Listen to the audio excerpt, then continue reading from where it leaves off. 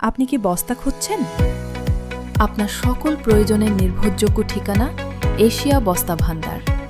পেঁয়াজ, আলু, রসুন, চাল, আটা, ময়দা, ডাল, ফিড কিংবা সবজি পরিবহনের জন্য মানসম্মত বস্তা প্রয়োজন?